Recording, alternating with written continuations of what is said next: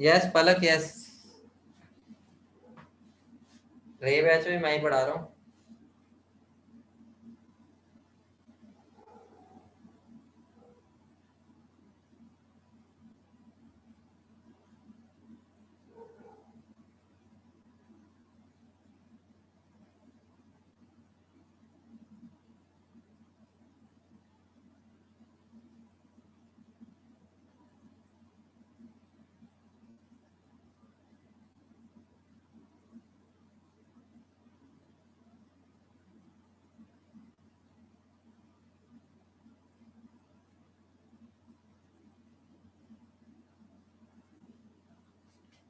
Start करें?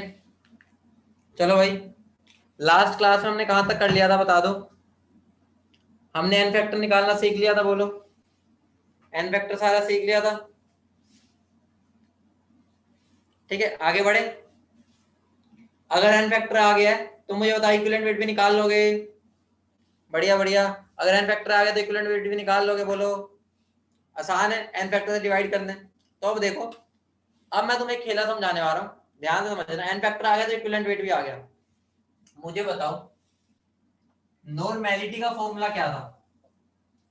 Number of equivalents, ठीक है, divide by volume in litre. बोलो हाँ, ये था ही नहीं था, बोलो। ठीक है, इधर मैं मोलैरिटी को लिखते हुए चलूंगा। मोलैरिटी का फॉर्मूला क्या होता था? Number moles by volume in litre, यही होता था, बोलो। ठीक है, बोलो भाई, क्या तुम्हें यहां दिख रहा है कि नॉर्मेलिटी ये एन और इक्विवेलेंट भाई भाई है? तुम्हें दिख रहा है? क्या है, दोनों भाई भाई दिख रहे हैं? भाई भाई दिख रहे हैं, बोलो। अब आगे बढ़ते हैं। मेरा मोलैरिटी क्या होता था? नंबर ऑफ मोल्स को मैं given mass by molar mass लिख देता था, बोलो आया ना? बोलो आया ना? लिखता था, बोलो। अब ऐसे ही मैं नंबर ऑफ इक्विवेलेंट को क्या लिख दूंगा? Given mass by equivalent mass, बोलो आया ना? बोलो। तो अब तुम्हें दिख रहा है ये जो इक्विवेलेंट मास है और मोलर मास है, ये भाई भाई है। मैं तुम्हें कल बताया था रिश्तेदारी निकलवाऊंगा तुमसे, सबको मैंने बताया था रिश्तेदारी निकलवाऊंगा, आज निकाल रहे हैं, देखो। ठीक है, तो तुम्हें रट्टा इसका नहीं मारना, तुम ये याद रखोगे तो ये अपने आप याद हो गया। समझ रहे हो, बोलो। अब मुझे बताओ W बाई ई इंटू, अगर मैं वॉल्यूम को ml में कर दूंगा तो ये मेरा फॉर्मूला बन जाएगा।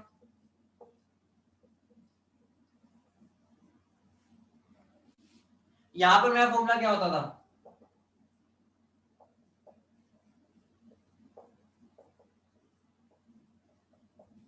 दोनों भाई भाई दिख रहे हैं। अब नॉर्मेलिटी और मोलैरिटी का फॉर्मूला भी भाई भाई दिख रहे हैं, भाई भाई दिख रहे हैं लगभग।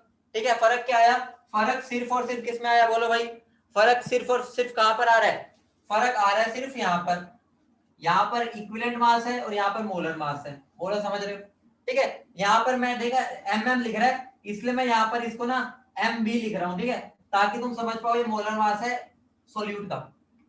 समझ रहे हो? ये M अलग है, ये M अलग है, पता ना? इतना तो बताइए। और मैं यहाँ पे भी B लगा देता हूँ, ठीक है, क्योंकि हम, मैंने तुम्हें बताया था हम जनरली ऐसे लिखते हैं। याद है ना सबको बेटा? सबको याद है ना? इसी फॉर्मूले की तरह मैं इसको बढ़ाता जा रहा हूँ, बस और कुछ नहीं कर रहा। पहले इक्विवेलेंट को तोड़ा, इक्विवेलेंट होता है given mass by equivalent mass. अब मैंने क्या कर दिया? बस कुछ नहीं, लीटर को ml में कन्वर्ट कर दिया, बस। ठीक है, कल वाला बेटा नोट्स रिवाइज करके आओगे तो कोई दिक्कत नहीं होगी, जो पढ़ के ही नहीं आएगा वो सीधा आ जाएगा, उसको दिक्कत ही दिक्कत है। कल मैं सारी बात बता चुका हूँ, अब बस अप्लाई कर रहा हूँ। ठीक है, क्रिश बेटा पहले एक बात बताओ, कल वाला पढ़ के आए हो? क्रिश, क्या कल वाला पढ़ के आए हो आप? कल वाला पढ़ के आए हो? साहिल, बता दूंगा भाई, साहिल वो भी बता दूंगा। मेरे से भाई पर्सनली पूछ लेते, तुम्हारे पास 24 घंटे थे, तुमने पर्सनली वो डाउट नहीं पूछा, क्योंकि वो तुम्हारा अकेले का डाउट है, मेरे से ले लेना पर्सनली।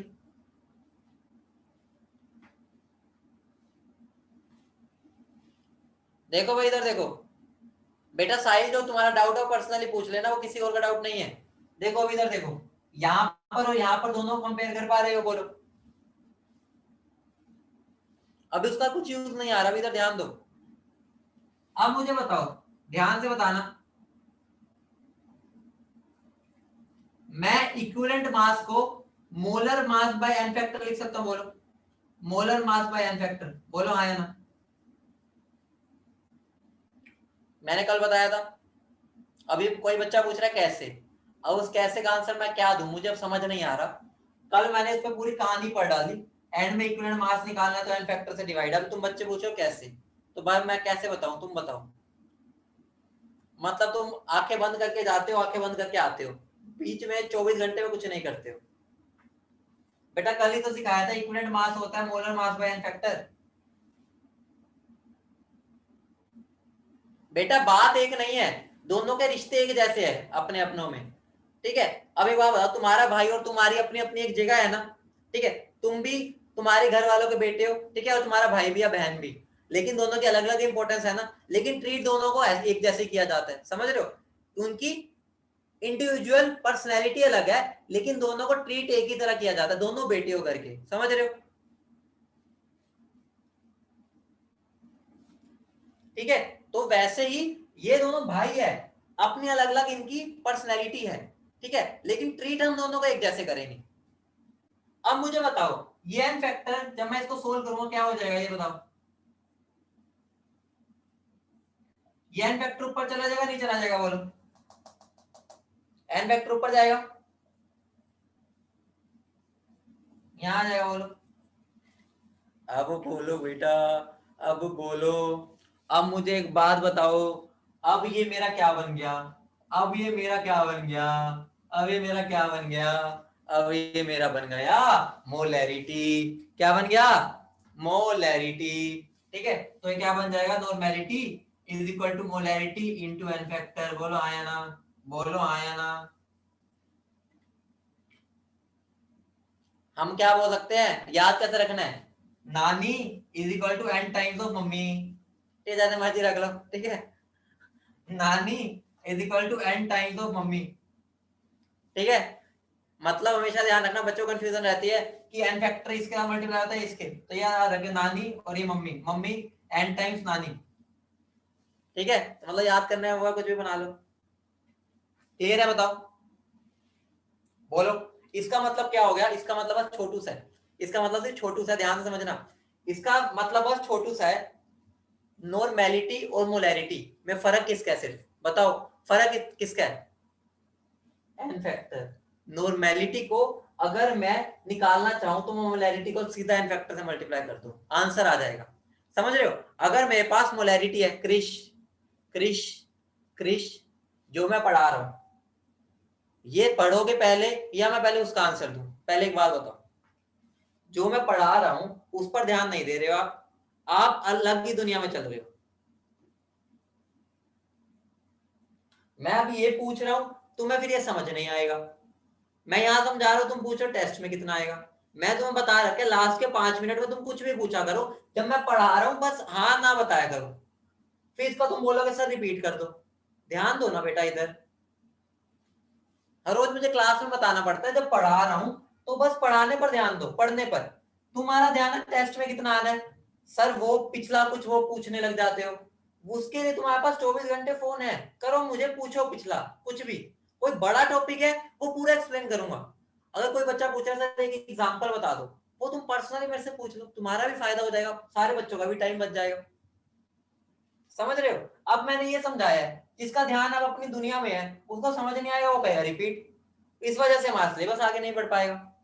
मुझे दिक्कत नहीं है रिपीट करने में, लेकिन भाई तुम्हारा भी फ्लो खराब हो जाता है, मेरा भी, समझ रहे हो। तो आगे से जब मैं समझा रहा हूं तो बस समझने पर ध्यान दो, हर रोज बोलता हूं। ठीक है, बड़े आगे बताओ, समझ गए, नानी इज इक्वल टू मम एंड टाइम्स मम्मी, बोलो क्लियर है, बोलो सबको क्लियर है, क्लियर है, बोलो। अब देखो इंटरेस्टिंग खेला, बहुत इंटरेस्टिंग खेला, ध्यान से समझना, बहुत इंटरेस्टिंग खेला, ध्यान से समझना। मुझे एक बात बताओ, ठीक है, मुझे एक बात बता दो, चलो, मेरा एक नॉर्मेलिटी का फॉर्मूला आ गया ये वाला, ठीक है, ये वाला बात सबको ध्यान आ गई, ये वाली बात समझ गए, तो सबको ये बात क्लियर है, बोलो।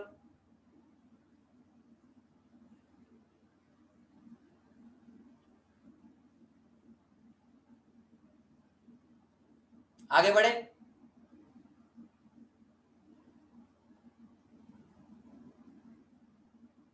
ठीक है। एक और बात ध्यान रखना, मेरे जो इक्विवेलेंट होते हैं, इक्विवेलेंट वो भी एन टाइम्स होते हैं एन फैक्टर के, ये वाली बात भी ध्यान रखना, बहुत इंपॉर्टेंट है। जैसे मेरा नॉर्मेलिटी n फैक्टर का या मोलैरिटी इंटू n फैक्टर है, वैसे ही मेरा इक्विवेलेंट भी n इंटू n फैक्टर है। समझ रहे हो? बोलो बोलो, समझ रहे हो? अभी आया कहां से, कई बच्चों के माइंड में आ रहा होगा, वो भी बता देता हूं। देखो, कल हमने एक फॉर्मूला किया था, n इक्विवेलेंट किसके इक्वल था? Given mass by equivalent mass. बोलो हाँ या नहीं, यही था। नंबर ऑफ इक्विवेलेंट का मैंने फॉर्मूला बताया था, given mass by equivalent mass. याद है सबको? इसको याद नहीं आ रहा, सिंपल याद रखो, मोल्स क्या होता है? Given mass by molar mass. तो इक्विवेलेंट क्या होगा? Given mass by equivalent mass. समझ रहे हो? भूल जाते हो, ठीक है, मतलब उसको ट्रीट वैसे ही करना है बस, ठीक है। तो एन इक्विवेलेंट देखो, या तो मैं एन इक्विवेलेंट ऐसे लिख सकता हूं, या मैं सिर्फ ऐसे लिख सकता हूं, एक ही बात है,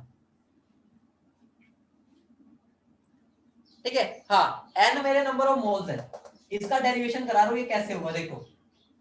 इक्विवेलेंट जो होते हैं वो W बाय ये होता है। बोलो, अब मैं E को क्या लिख सकता हूँ? E को molar mass by N factor लिख सकता हूँ। बोलो, अब मुझे बताओ, अगर मैं इसको ओपन करके लिखूं तो ये ऐसा बन जाएगा। W बाय एम क्या होता है? W बाय एम N होता है, तो मेरा क्या बन गया?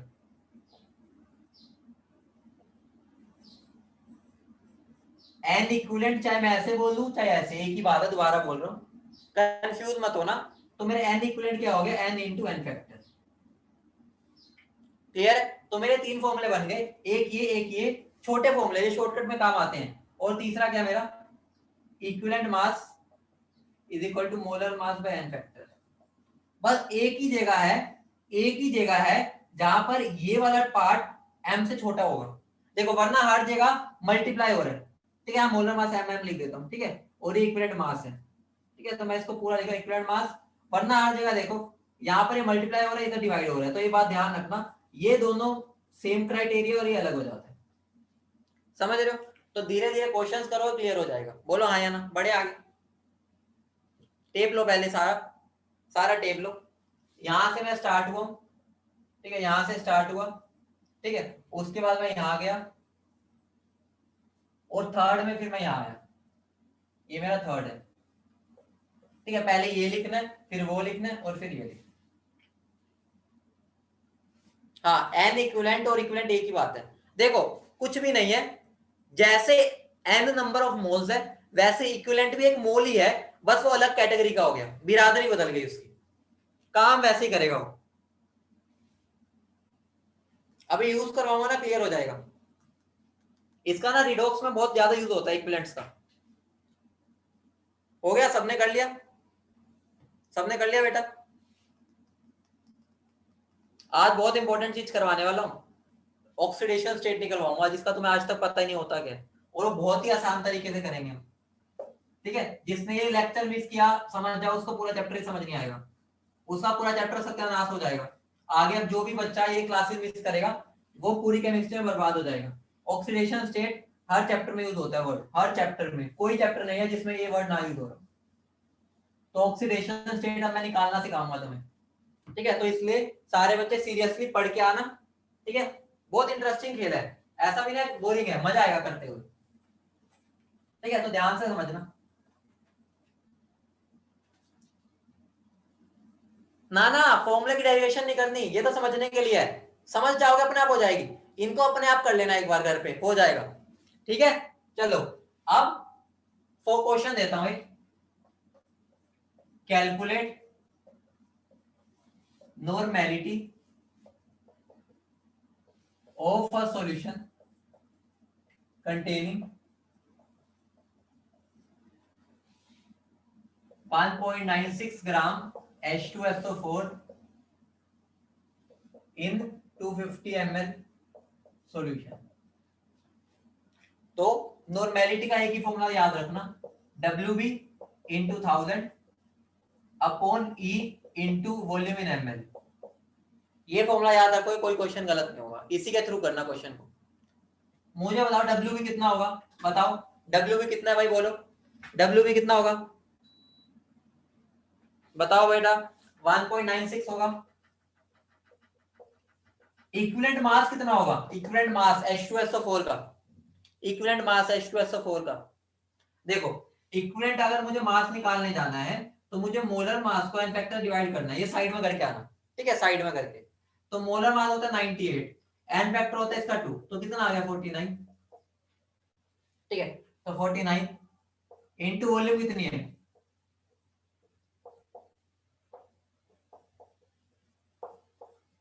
आंसर कितना आ गया, इसको हम बोलते हैं नॉर्मल, ठीक है, 0.16 नॉर्मल। समझ गए बेटा, कर लोगे ऐसे क्वेश्चन, आप ऐसे क्वेश्चन कर लोगे, सिंपल है, कुछ भी नहीं है।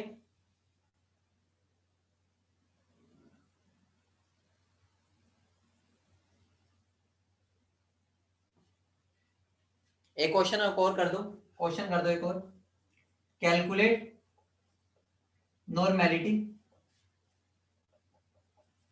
ऑफ अ सॉल्यूशन containing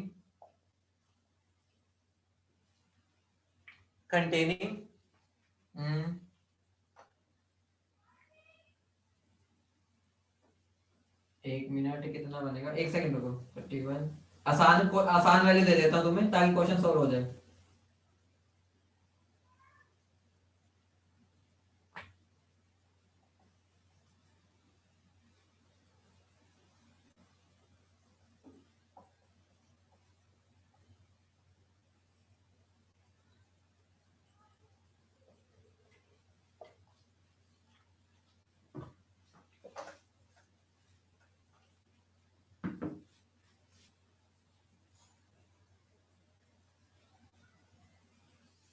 बेटा हार्दिक, कंसंट्रेशन टर्म है, बस एक अलग नजरिए वाली है, उसका मतलब क्या है, बस ऐसा समझ लो, जैसे एक मोलैरिटी टर्म है वैसी नॉर्मेलिटी है। नॉर्मेलिटी एक अलग बहुत अच्छी टर्म है, वो मेरे ना आगे बहुत काम आती है, इससे ना मेरी बैलेंसिंग से बच जाता हूं मैं। ऊपर वाले गलत आंसर है, गलत क्या है क्या बेटा बताना, गलत है क्या, सही है यार, इतना भी मैथ बेकार नहीं है, मुझे तो सही लग रहा है, देख लेना। अरे यार ये पॉइंट हटाया तो 100 आया है, अरे ये पॉइंट हटाया तो 100 आया है, जल्दी करो ये वाला क्वेश्चन,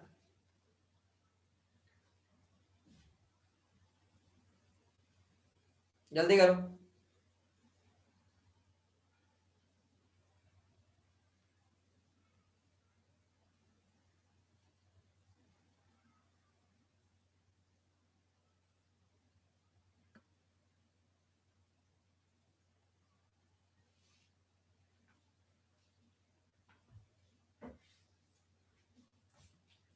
देखो सिंपल है, नॉर्मेलिटी का फॉर्मूला वही रहेगा, तो यहाँ वेट कितना है 9.8 इंटू 1000, इक्विवेलेंट वेट कितना होगा इसका, इक्विवेलेंट वेट, इसका इक्विवेलेंट वेट बेटा कितना होगा बोलो, molar mass by N factor, N factor कितना है इसका, बेटा हैंड रेज मत करो यार, हैंड रेज में मेरे को सारे आंसर्स गायब करती है, दिखा ही नहीं। H3PO4 का 3 होता है बेटा, याद करो, तो 98/3, ठीक है, तो क्या बन जाएगा 98 डिवाइड बाय 3, 3 यहां से कहां चला जाएगा ऊपर, इंटू 250, क्या बन गया, कितना बनेगा, क्लियर है बेटा, क्लियर है। अब एक क्वेश्चन तुम्हारा होमवर्क है, होमवर्क है तुम्हारा क्वेश्चन, मैं यहां नहीं करा रहा, होमवर्क है, क्वेश्चन लिख लो, तुम्हारे नॉर्मेलिटी निकालनी है, ठीक है, तुम्हारा है क्या, Al2SO4 है, 3.42 ग्राम, ठीक है, वॉल्यूम है सॉल्यूशन की मान लो 100 ml, नॉर्मेलिटी निकाल देना, घर का होमवर्क है तुम्हारा। क्रिश बेटा इक्विवेलेंट वेट निकालते हैं m बाय n फैक्टर, शायद आपने पिछली क्लास अटेंड नहीं की, तो वो क्लास अटेंड करनी पड़ेगी। यहाँ पर n क्या होता है, काम आ गया, ठीक है, यहाँ पर इक्विवेलेंट वेट करना होता है, इक्विवेलेंट वेट होता है molecular mass by n factor, और n फैक्टर होता है कितने H+ मैं दे सकता हूँ। लास्ट क्लास क्रिश अटेंड नहीं किया आपने, लास्ट क्लास अटेंड नहीं की थी आपने, नहीं की थी, क्यों बेटा, क्यों नहीं की,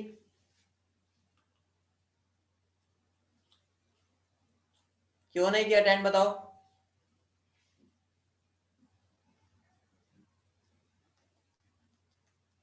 बेटा नेट अच्छा नहीं था तो बेटा मेरे से रिकॉर्डेड लेक्चर मांगा आपने कि मैं क्लास अटेंड नहीं कर पाया था, रिकॉर्डेड लेक्चर जल्दी डलवा दो।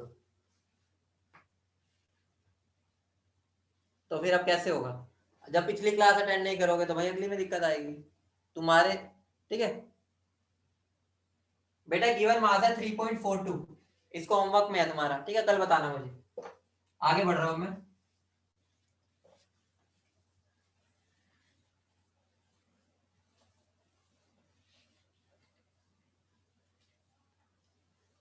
अब मेरी बात सुनो, मैं कुछ बात बताने जा रहा हूं तुम्हें, ध्यान से देखना।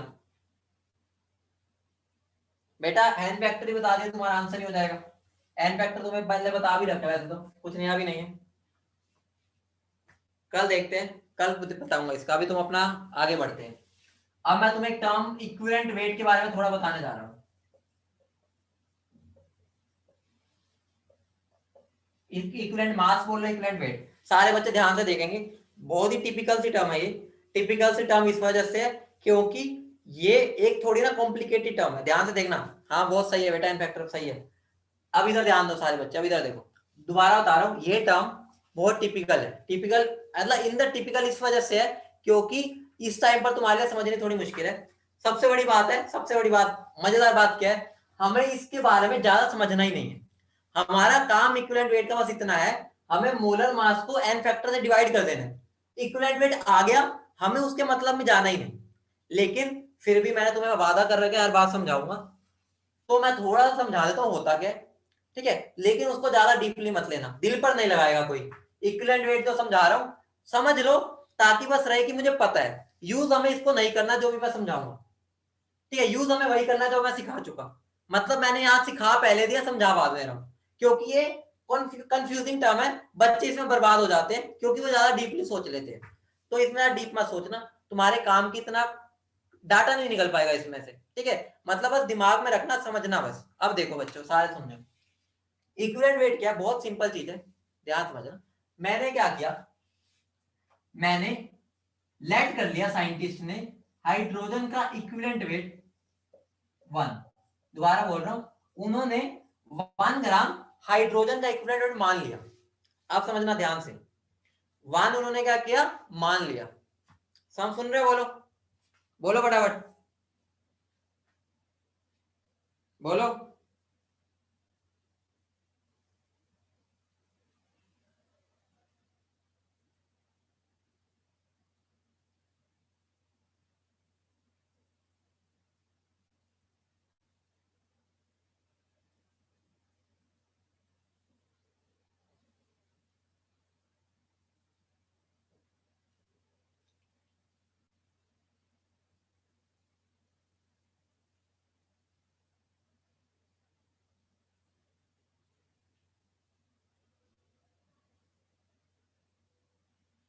एक मिनट बेटा, 1 मिनट, फोन आ रहा है, 1 मिनट।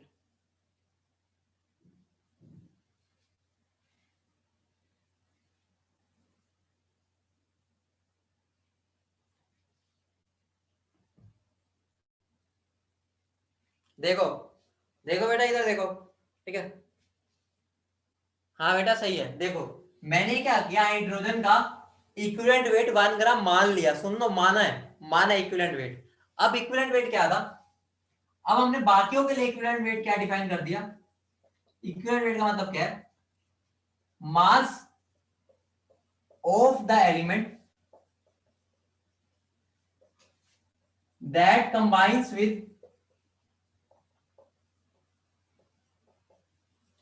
that combines with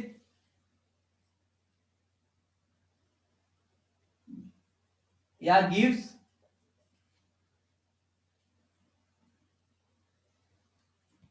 बस इतना में लिखो, mass of the element that combines with 1 gram of hydrogen, उसको हम उसका इक्विवेलेंट वेट बोल देंगे। मतलब समझो, मतलब ज्यादा इंपॉर्टेंट है। जैसे H2O है, H2O में अगर मैं बात करूं, ठीक है, ध्यान से समझना, H2O में अगर मैं बोलूं ऑक्सीजन का इक्विवेलेंट वेट बताओ, ध्यान समझना, H2O में अगर मैं बोलूं ऑक्सीजन का इक्विवेलेंट वेट बताओ, तो कैसे निकलेगा, देखो बहुत सिंपल है। मैं बोल सकता हूं कि मेरा जो 16 ग्राम ऑक्सीजन है वो 2 ग्राम हाइड्रोजन के साथ रिएक्ट कर रहा है, बोलो, या कंबाइन कर रहा है, बोलो। ठीक है, तो मुझे बताओ 1 ग्राम के साथ कितना करेगा? 8 ग्राम। तो ये मेरा 8 ग्राम हो गया ना, ये मेरा उसका इक्विवेलेंट वेट हो गया। क्या हो गया वो उसका इक्विवेलेंट वेट, समझ रहे हो ऑक्सीजन का? समझ रहे हो? सिंपल है, कुछ भी नहीं है। जैसे अगर मैं दे दूं H2O2, H2O2 में ऑक्सीजन का इक्विवेलेंट वेट बताओ, H2O2 में ऑक्सीजन का इक्विवेलेंट वेट बताओ। देखो 32 ग्राम 2 ग्राम हाइड्रोजन के साथ करता है, 32 ग्राम ऑक्सीजन। देखो दिख रहा है ना, देखो इसमें पहले आ जाओ, दोबारा बता देता हूं। ये टोटल मुझे पता है ये 16 ग्राम ऑक्सीजन है, 2 ग्राम हाइड्रोजन है। तो 16 ग्राम ऑक्सीजन 2 ग्राम हाइड्रोजन के साथ चिपका पड़ा है। ठीक है, तो 2 ग्राम 16 ग्राम के साथ है। मैंने क्या बोला, मुझे देखना है 1 ग्राम के साथ कितने, तो 1 ग्राम हाइड्रोजन के साथ कितना होगा 8। अब ऐसे इसमें आ जाओ, मुझे पता है 2 ग्राम हाइड्रोजन के साथ 32 ग्राम ऑक्सीजन है, समझ रहे हो? बोलो 2 ग्राम हाइड्रोजन के साथ 32 ग्राम ऑक्सीजन है, तो 1 ग्राम हाइड्रोजन के साथ कितनी होगी, बोलो। तो इस केस में H2O2 में इसका इक्विवेलेंट वेट कितना हो गया 16। समझ रहे हो? ठीक है, दोबारा बोल रहा हूं, हमें इसकी डेप्थ में नहीं जाना, हमें वही समझना जो हमने समझ रखा है। बस ये तो एक तरह से बस ऊपर ऊपर से बता के निकल जाऊंगा मैं।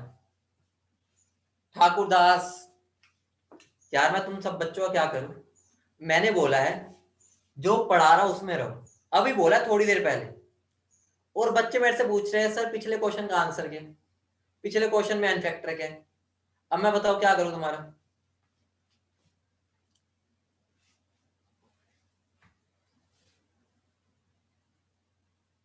बेटा आंसर क्यों बता रहे हो अभी यार? जब मैं यहां समझा रहा हूं तो तुम्हारा ध्यान आंसर में क्यों है? मैं और क्या बोलता हूं इतनी देर से?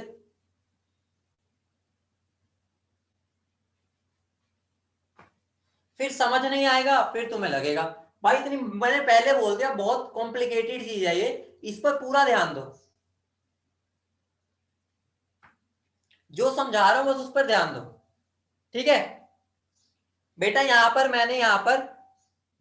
पर सिर्फ एलिमेंट का निकाल रहा हूं, मुझे इनसे पेपर में कोई नहीं पूछेगा H2O में ऑक्सीजन का बताओ। जो बस बता रहा हूं उसको समझो, उसके ज्यादा डेप्थ में मत जाना इसमें। मैंने पहले बोल दिया इक्विवेलेंट वेट एक डेंजर जोन है, जो इसमें एक दलदल है, दलदल जो इसमें घुसा ज्यादा वो बर्बाद हो जाएगा। तो जो मैं बात बता रहा हूं बस उतना पे रहना तुम्हें इसमें, ठीक है? बोलो। अब आप बात ऐसी भी आती है, मुझे बताओ क्या क्या क्या, मुझे बताओ क्या सिर्फ हाइड्रोजन ही हर एक कंपाउंड में होता है? अगर उसमें हाइड्रोजन हो ही ना, अगर उसमें हाइड्रोजन हो ही ना, अगर उस कंपाउंड में हाइड्रोजन हो ही ना, फिर मैं अपनी राजगद्दी किसी और को पकड़ा के जाऊंगा। पहले मैं हाइड्रोजन से उसके बारे में पता करूंगा, फिर उससे आगे बढ़ जाऊंगा। बोलो समझ रहे हो? ठीक है, समझ रहे हो? बोलो।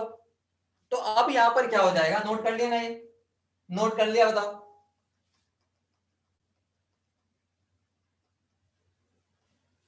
ठीक है, नोट कर लिया? तो यहां से मेरी एक प्रॉपर डेफिनेशन बनती है, वो आओ प्रॉपर डेफिनेशन में, प्रॉपर डेफिनेशन। बेटा अगर मैं मत जाओ यार इधर, मैं तुम्हें वरना डीप में ले गया ना तो तुम बाहर नहीं निकल पाओगे। तो मैं इसकी डेप्थ में नहीं जा रहा, मैं तुम्हें बार बार इसलिए रिक्वेस्ट कर रहा हूँ, कभी नहीं बोलता, लेकिन ये चीज ही ऐसी है। इसकी अगर मैं ना भी कराता तो मैं दिक्कत ना होती, लेकिन मैं एक बार बस बताना चाहता हूँ, तो जितना बता रहा हूँ उतना भी पकड़ो। ठीक है, मुझे पता है तुम कितना हजम कर सकते हो, तो जितना बता रहा हूँ बस उतने में जाओ अभी। ठीक है, इक्विवेलेंट वेट क्या हो गया? ठीक है, तो इक्विवेलेंट वेट को मैं थोड़ा सा क्लासिफाई बढ़िया सा कर देता हूं। Mass of the element that combines with, ठीक है, दैट कंबाइंस या बोल दो रिएक्ट या प्रोड्यूस। अब मैं प्रॉपर डेफिनेशन लिख रहा हूं, अब तुम्हें इसको पूरा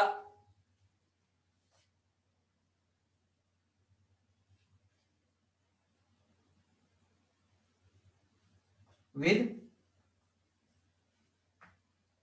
ठीक है, ध्यान से समझना, ध्यान से समझना। 1 ग्राम हाइड्रोजन और 8 ग्राम ऑक्सीजन और 35.5 ग्राम क्लोरीन और 108 ग्राम सिल्वर। ये मेरी इक्विवेलेंट वेट की डेफिनेशन है, जो हम बस किताबी रखेंगे, इसका यूज बहुत कम करेंगे। बस इसको लिख लो, मैंने हाइड्रोजन से कुछ गद्दी पकड़ा दी ऑक्सीजन को, कि अगर तू ना हो तो ऑक्सीजन का काम संभाल लेगा, कुछ गद्दी क्लोरीन को संभाल दी, कुछ गद्दी सिल्वर को दे दी, ठीक है, ताकि अगर मुझे इक्विवेलेंट वेट की डेफिनेशन बतानी है तो मैं इसके थ्रू कर सकूं। समझ रहे हो? बोलो, समझ गए? ठीक है, हाँ बस ये चारों। अब देखो, जैसे मैं दे दूं CH4, एक मैं दे दूं C2H4, ठीक है, अब मैं तुम्हें बोलूं इसमें कार्बन का इक्विवेलेंट वेट बता दो, इसमें भी कार्बन का इक्विवेलेंट वेट बता दो, बताना दोनों में।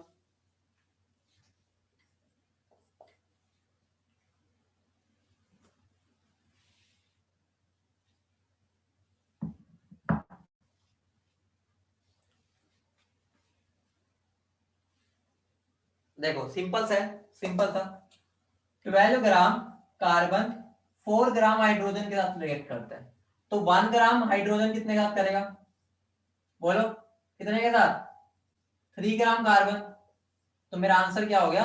इसमें कार्बन का इक्विवेलेंट वेट क्या हो जाएगा? 3 ग्राम। देख रहे हो कि इक्विवेलेंट वेट बदलता जाता है, इक्विवेलेंट वेट बदलता जाता है, देख रहे हो ना? तो कभी भी वो फिक्स नहीं रहता, हर एलिमेंट में अलग होता है। ठीक है, अब इसमें बताओ, इसमें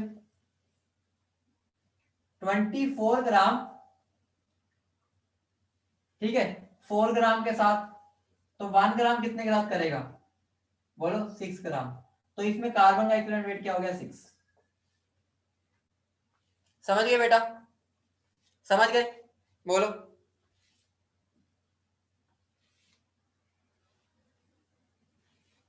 हाँ बेटा, मान लो जैसे उसके अंदर वो हो ही ना, ठीक है, मान लो CO2 है, अब इसके अंदर हाइड्रोजन तो नहीं है, तो मैं किसके रिलेटिव में देखूंगा?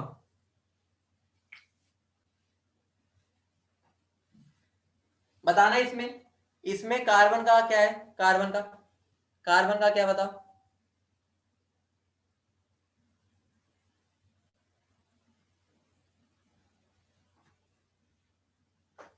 देखो 12 ग्राम कार्बन 32 ग्राम ऑक्सीजन के साथ रहता है, ठीक है, तो मुझे बताओ 8 ग्राम ऑक्सीजन के साथ कौन कितना रहेगा? 12/32 इंटू 8 कितना बन जाएगा?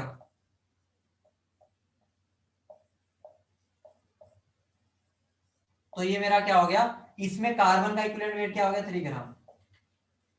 समझ आया? तो आसान ना, लेकिन इसकी डेप्थ में नहीं जाना, जितना बता रहा उतना समझना, मुश्किल तो कुछ भी नहीं है, ये डेफिनेशन बस समझनी थी। क्लियर है? बोलो। बस इसके बारे में ज्यादा सोचना मत, हमारे से पेपर में कभी नहीं पूछेगा कि इसमें एलिमेंट का बताओ, वो हमेशा जो मैंने 4-5 केस बताए थे ना वही पूछते हैं, ठीक है, तो हमें इसकी डेप्थ में नहीं जाना, मजबूरी है, तुम समझ नहीं पाओगे, क्यों? वो दिमाग के ऊपर से जाएगी बातें वो। समझ रहे हो? बोलो।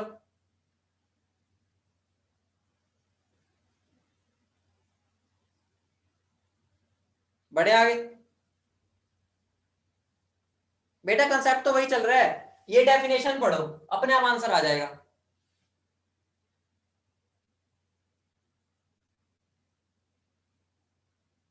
बेटा कुछ नया तो है ही नहीं, मुश्किल तो है ही नहीं, डेफिनेशन पढ़ो, आंसर तुम्हारे सामने है।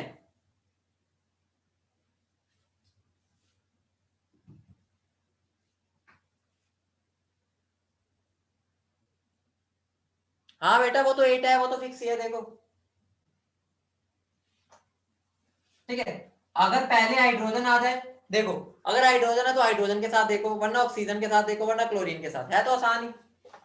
अब एक क्वेश्चन कराता हूँ, उसके बाद इसको छोड़ दूंगा मैं, क्योंकि हमें इसकी डेप्थ में जाना नहीं, दोबारा बता रहा हूँ, बस एक बेसिक चाहिए होता है, बेसिक इसका बेस क्या है, डेफिनेशन क्या है, वो क्वेश्चन लिखो। A metal oxide has 60% metal, calculate equivalent mass of metal.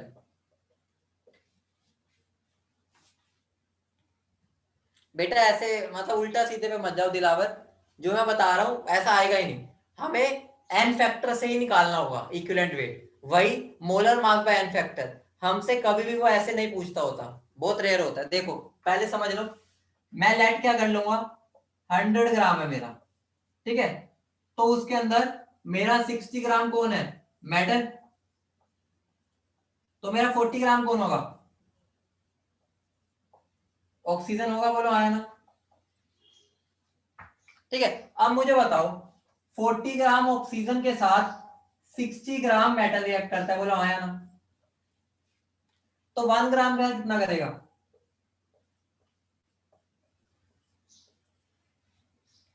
तो मैं किसके कंपेयर करूंगा, किससे कंपेयर करूंगा, कितनी ऑक्सीजन से करूं, 8 ग्राम।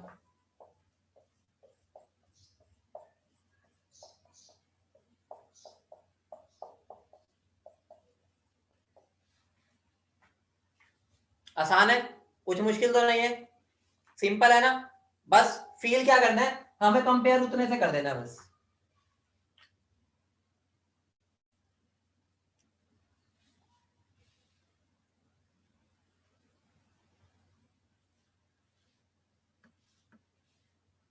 हाँ शुभम यार, उसमें मत जाओ, जो एग्जांपल कराया बस समझो, भूल जाओ, एग्जांपल भी कभी नहीं पूछेगा तुमसे वो, ठीक है। इतनी ये वाली चीज है ना, तुम्हारे से कभी मतलब बेसिक ही है, लेकिन हमें उन्हीं को यूज करना होता है। देखो, अब देखो यहाँ पर, अगर मैं तुम्हें क्वेश्चन दे दूं, ठीक है, मेटल है 70%, ठीक है, मुझे इक्विवेलेंट वेट बता दो मेटल का, ठीक है, तो मुझे ऐसे यही क्वेश्चन है, बस मैंने थोड़ा सा बदल दिया, आंसर देना।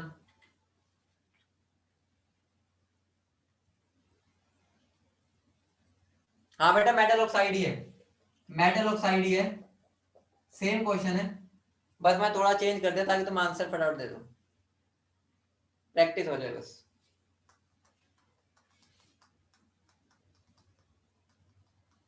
देखो सिंपल है, इसका मतलब 100 ग्राम में 70 ग्राम कौन है, मेटल, तो 30 ग्राम कौन होगा, ऑक्सीजन, तो 30 ग्राम ऑक्सीजन से 70 ग्राम मेटल रिएक्ट करता है, बोलो, तो 1 ग्राम ऑक्सीजन से कितना करेगा, 70/30।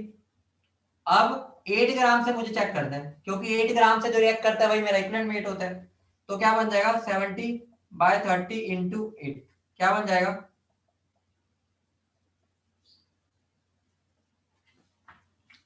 क्लियर है, आसान है, मुश्किल तो नहीं।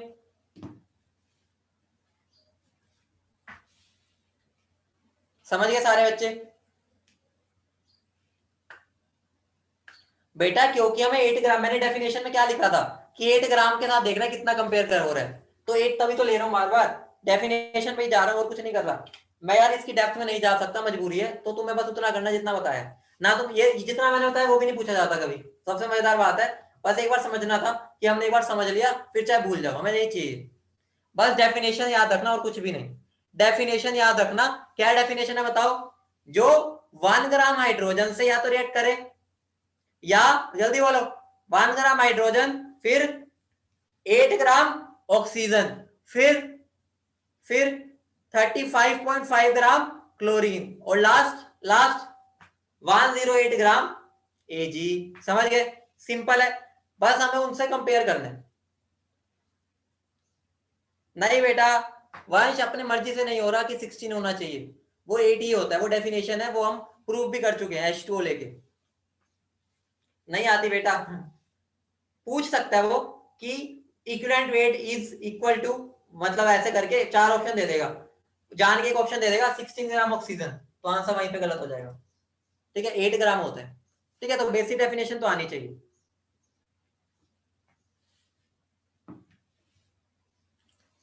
अब finally welcome to the next level of redox reaction, which is oxidation number,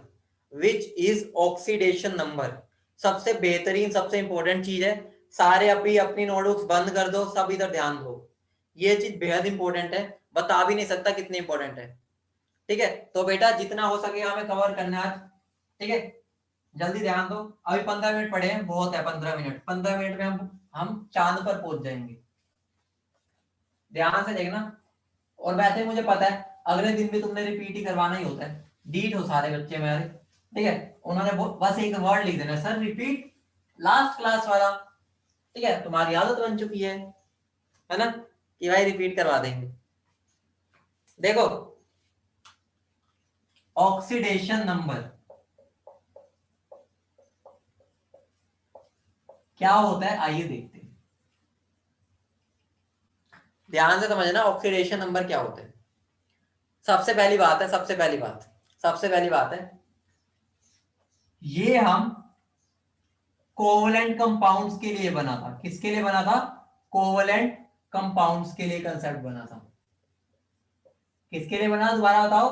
covalent compounds के लिए। अब अगर मैं तुम्हें बोलूं NaCl में Na पर चार्ज कितना है, Na पर चार्ज कितना है, तो मैं बोल सकता हूं Na प्लस हो और Cl माइनस, बोल सकता हूं, बोलो। तो एक्चुअली में ये मेरा चार्ज है, बोलो आया ना। अगर मैं तुम्हें बोलूं मेरा CO2 है, CO2 पे अगर मैं बोलूं चार्ज कितना है, तुम कहोगे है चार्ज, ये क्या पूछ रहे हो सर, कोवलेंट कंपाउंड है ये। कोवलेंट कंपाउंड में कौन सा चार्ज होता है, यही माइंड में आएगा सबसे पहले, बोलो। सबसे पहले तुम यही बोलोगे, सर CO2 में कौन सा चार्ज है, NaCl तो आयनिक है और ये कोवलेंट है ना, यही बोलोगे। लेकिन लेकिन यहां पर अगर मैं तुम्हें बोलूंगा, यहां पर मैं बोलूंगा कार्बन के ऊपर +4 है, कार्बन पे क्या +4, लेकिन लेकिन वो चार्ज लेकिन वो चार्ज नहीं है। दोबारा बोल रहा हूं, वो चार्ज नहीं है, वो उसकी ऑक्सीडेशन नंबर है। वो उसकी क्या है, ऑक्सीडेशन नंबर। मतलब ये जो होता है ऑक्सीडेशन नंबर, ये हाइपोथेटिकल कंसेप्ट है, हाइपोथेटिकल कंसेप्ट है। होगा क्या, होगा क्या, ध्यान से समझो यार, सुनो, बहुत मजेदार कंसेप्ट है, कुछ लिखना नहीं है, बस सुनो मेरी बात, सुनो रे सुनो। देखो यहां पर मुझे पता है Na ने इलेक्ट्रॉन दिया और Cl ने इलेक्ट्रॉन लिया, यही हुआ है, बोलो यही हुआ है, हुआ यही है, बोलो हाँ या ना, यही हुआ है, बोलो। अपनी क्लास 3:30 तक होती है, कब तक है, 4:30 तक है ना, ठीक है। हाँ देखो यहां पर क्या हो रहा है, Na ने इलेक्ट्रॉन दिया, Na ने क्या कहा, Na ने बोला, Na ने बोला मेरे पास एक इलेक्ट्रॉन है, ले जा ले जा ले जा। Cl ने बोला मेरे पास एक इलेक्ट्रॉन की क्षमता है लेने की, ठीक है, मैं एक इलेक्ट्रॉन लेना चाहता हूं, वो कहेगा ले जा ले जा ले जा। तो Na बेचारा प्लस चार्ज हो जाएगा और Cl क्या हो जाता है, माइनस। सबको पता नहीं ये बात, सबको ये बात पता है, बोलो सबको ये बात पता है ना। अब यहां पर एक्चुअली में चार्ज डेवलप हुआ है, लेकिन लेकिन कोवलेंट कंपाउंड में, ध्यान से सुनो, कोवलेंट कंपाउंड में कोई चार्ज अगर नहीं दिख रहा तो नहीं होता। अलग से अगर मैं ऊपर लिख दूं अलग बात है, ठीक है, वो तो ओवरऑल हो गया। लेकिन अगर मैं बोलूं क्या कार्बन पे कोई चार्ज है, आंसर है नहीं। लेकिन यहां पर मैं हाइपोथेटिकल चार्ज लगा देता हूं, उस हाइपोथेटिकल चार्ज को ही मैं क्या बोलता हूं, ऑक्सीडेशन नंबर। बोलो इतनी बात समझ गए सब, इतनी बात समझ गए, इतनी बात समझ गए, तो बात लिख लो। अब जो बोल रहा हूं लिखना है, ठीक है, जो बात बोल रहा हूं वो लिखो। ऑक्सीडेशन नंबर बताऊंगा बेटा, बताऊंगा क्यों हो रहा है, सारा बताऊंगा, अभी बात लिखो। Oxidation number is a hypothetical, hypothetical मतलब काल्पनिक है, काल्पनिक है।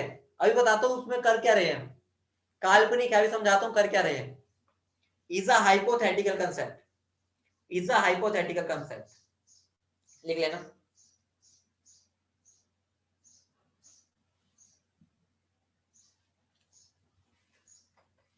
ठीक है, इसको लिखना कुछ नहीं है, it is a hypothetical concept. बताता हूं बेटा, अभी तो लिखो, थोड़ा सा समझाता हूं, टेंशन ना लो। फॉर आयनिक कंपाउंड लिख लेना, सारे बच्चे लिखेंगे। For ionic compound oxidation number, बेटा मैं ON से लिखूंगा ऑक्सीडेशन नंबर को, ठीक है, मैं ON से लिखूंगा आगे से, ठीक है, ON oxidation number of an element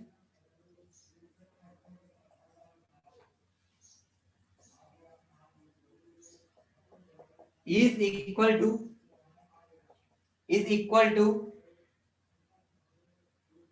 the charge is equal to the charge on it in the given compound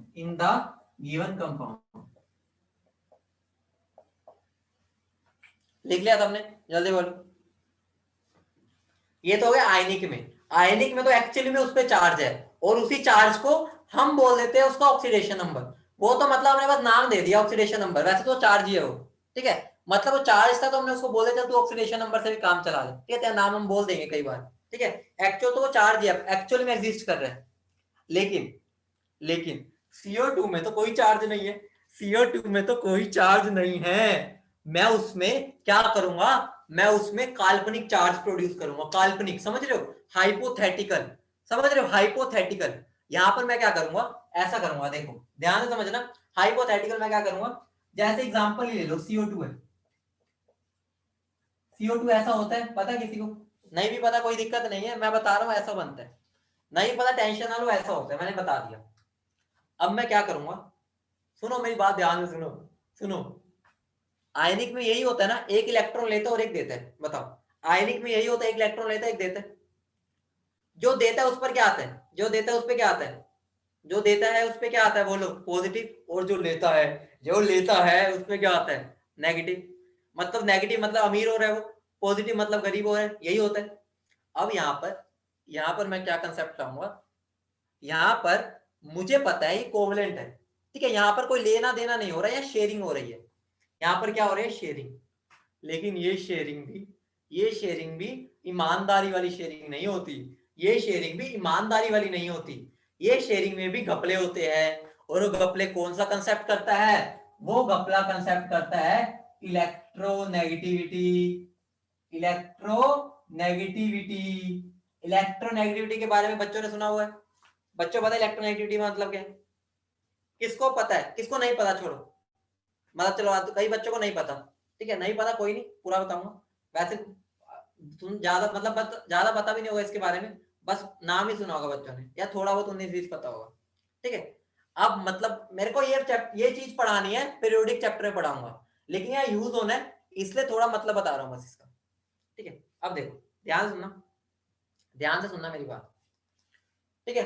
बस यही चीज समझाऊंगा, अब लिखना कुछ नहीं है, नोटबुक बंद कर दो, बस मेरी बात सुनो। अब मैं एक खेला समझाने वाला हूँ, वो समझ लो, बाकी नेक्स्ट क्लास में होगा। और वो इंपॉर्टेंट खेल है, जिसको इलेक्ट्रोनेगेटिव समझ नहीं आएगा आगे दिक्कत आएगी। कल नहीं बताऊंगा, आज ही समझाऊंगा, बस ये ध्यान समझना। देखो भाई, हाँ बहुत अच्छी बात है, लेकिन अब मैं तुम्हें उसको फील कराऊंगा। मान लो ये घर है, ये मेरा क्या घर है, ये मेरा घर है, ठीक है, मेरा नहीं है, खरीदना चाहता हूं मैं। ध्यान से समझना, कुछ ना ही नोट कुछ ना करो, सुनो बस। ये मान लो 10 लाख का घर है, 10 लाख का घर है, सुनो भाई सुनो, 10 लाख का घर है। मान लो एक था यहां पर बबलू, ये बबलू, और ये है चिंटू, ठीक है, ये चिंटू, ठीक है, ये डोले शोले वाला है, ठीक है, ये अपना डोले शोले वाला है, ठीक है। और ये बबलू और ये चिंटू, इन पे क्या हुआ, इन्होंने घर खरीदना था, ठीक है। बबलू ने सोचा घर खरीदने जाता हूँ, बबलू के पॉकेट में चेक किया, बबलू ने चेक किया, उसके पास 5 लाख रुपए थे। कितने थे? 5 लाख, ठीक है। चिंटू ने चेक किया, चिंटू के पास भी 5 लाख थे। अब दोनों ने क्या सोचा, ध्यान से सुनना। बबलू ने सोचा यार मुझे घर तो चाहिए, कहाँ रहूंगा मैं। चिंटू ने सोचा मुझे भी चाहिए, लेकिन मैं मकान मालिक से बात करने गया, उसने बोला भाई ये तो 10 लाख रुपए का। अब मुझे बताओ क्या कोई तरीका ये घर खरीद सके, क्या कोई तरीका दिख रहा है तुम्हें घर खरीद सके? कैसे? अगर वो शेयरिंग कर ले, अगर अगर वो दोनों क्या कर ले, शेयरिंग कर ले, वो कहे कि भाई मैं भी 5 लाख दे दूंगा, चिंटू तू भी 5 लाख दे दे, हम दोनों मिलके घर ले लेते हैं, हम दोनों मिलके घर ले लेते हैं, समझ रहे हो? तो दोनों ने क्या किया, दोनों ने इन्वेस्ट किया, घर अपना हो गया, घर अपना हो गया, बोलो घर अपना हो गया, ठीक है, सबका घर हो गया, समझ गए, बोलो। अब मैंने क्या किया, अब ये घर हो गया मेरा, इन दोनों का, चिंटू और बबलू का, ठीक है। अब जब घर हुआ, अगर मैं नॉर्मली बोलूं तो ये बताओ दोनों पे हक कितना कितना परसेंट होगा घर पे, दोनों का कितना कितना परसेंट हक होगा घर पे? 50-50%। मतलब मैं बोल सकता हूँ दोनों का हिस्सा आधा आधा होगा, आधा काट दिया, ठीक है। अब मान लो इन दोनों की होगी लड़ाई, या लड़ाई छोड़ो, या मान लो मुझे बाद में पता चला, ठीक है, नॉर्मली देखूं दोनों का 50-50% है, मुझे बाद में पता चला इन दोनों की होगी लड़ाई, लड़ाई मतलब भाई लड़ाई। अगर मैं बोल रहा हूं दोनों में सेम ताकत है, सुनो, दोनों बिल्कुल सेम ताकत के, बिल्कुल सेम ट्विंस है, बिल्कुल सेम ताकत के, मुझे बताओ उनकी लड़ाई होगी, एंड में कंक्लूजन क्या रहेगा? एंड में भी यही रहेगा कि 50-50%, एंड में भी 50-50, दोनों सेम।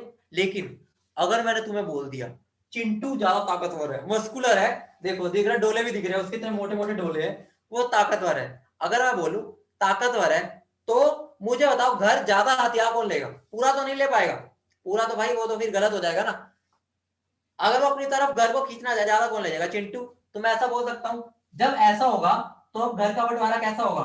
चिंटू अपनी तरफ ज्यादा रख लेगा, बोलो, चिंटू अपनी तरफ ज्यादा रख लेगा, ठीक है। अब मुझे बताओ इसका मतलब नेट, मुझे बताओ ज्यादा पैसा किसकी तरफ चला गया? ज्यादा पैसा किसकी तरफ गया?